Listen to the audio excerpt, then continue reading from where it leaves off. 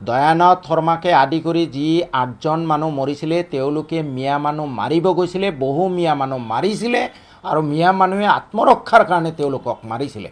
That should have been appreciated. এনেকুৱা ঘাতকসকলক মাৰিবই লাগে। অনাগত দিনত হিটলাৰতকৈ অধিক নিন্দিত হ'ব হিমন্ত বিশ্ব শৰ্মা।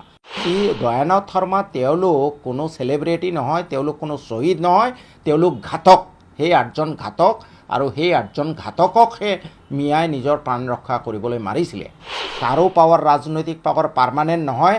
আজি হেমন্ত বিশ্ব শৰ্মা নায়ক, কালি খলনায়ক হ'ব পাৰে।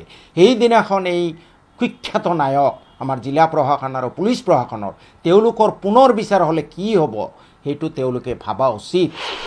যিসকলে এই ধৰণে অন্যায় কৰিছে তেওঁলোকক আমি ফাঁচী কাঠত ওলমাবলৈ চেষ্টা কৰিম। তেওঁৰ যি কৰ্মৰাজি তাৰ পৰা এইটোৱে প্ৰতিফলিত হৈছে যে হিমন্ত বিশ্ব শৰ্মা নিজে দ্বিতীয় হিটলাৰ সাজিব গৈ আছে। যোগী আদিত্যনাথতকৈ অতি ভয়ংকৰ। তেওঁ RSSক সন্তুষ্ট কৰিবলৈ ভাৰতীয় নাগৰিক চৰকাৰৰ প্ৰথম আৰু প্ৰধান দায়িত্ব হ'ল তেওঁলোকৰ মৌলিক অধিকাৰ ৰক্ষা কৰা। আমাৰ সংবিধানৰ 21 অনুচ্ছেদ মতে ঘৰৰ ওপৰত চালি এটা মৌলিক অধিকাৰ which is enforceable in the court of law. চৰকাৰী মাটি যদি কিবা কাৰণত চৰকাৰৰ দৰকাৰো হয়, মানুহখিনিক উচ্ছেদ কৰাৰ আগতে তেওঁলোকক সংস্থাপন দিব লাগিছিলে। তাকে নকৰি তেওঁলোকে ৰাজধৰ্ম পালন কৰা নাই। তেওঁ দ্বিতীয় হিটলাৰ সাজিব গৈ আছে আৰু তেওঁৰ একমাত্ৰ উদ্দেশ্য মোদীক RSSক সন্তুষ্ট কৰা, যাতে তেওঁ CMৰ গাদীত পাৰ্মানেণ্টলি থাকিব পাৰে। তেওঁ CMৰ গাদীলৈ এতিয়াও শংকিত। সেইকাৰণে RSSক সন্তুষ্ট কৰিবলৈ তেওঁ নিজৰ ভাৰতীয় নাগৰিকক তেওঁলোকৰ মৌলিক অধিকাৰ খৰ্ব কৰি তেওঁলোকক উচ্ছেদ কৰিছে, তেওঁলোকক গুলীয়াই হত্যা কৰিছে।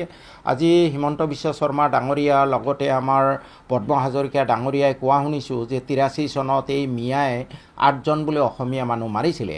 তেওঁলোকে ইতিহাস বিকৃত নকৰিবলৈ তেওঁলোকক সকিয়নি দিছোঁ। এই 8জন দয়ানাথ শৰ্মাকে আদি কৰি এই 8জন কোনো শ্বহীদ নহয়, দে ৱেৰ কিলাৰ। এই 8জনে সেই চিপাঝাৰ অঞ্চলৰ চাউলখোৱা অঞ্চলৰ মিয়া মানুহক, হাজাৰ হাজাৰ মিয়া মানুহক 83 চনত হত্যা কৰিছিলে।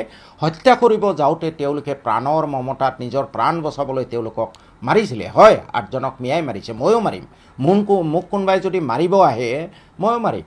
গতিকে দয়ানাথ শৰ্মা তেওঁলোক কোনো চেলিব্ৰিটি নহয়, তেওঁলোক কোনো শ্বহীদ নহয়, তেওঁলোক ঘাতক। সেই 8জন ঘাতক আৰু সেই 8জন ঘাতককহে মিয়াই নিজৰ প্ৰাণ ৰক্ষা কৰিবলৈ মাৰিছিলে। ইতিমধ্যে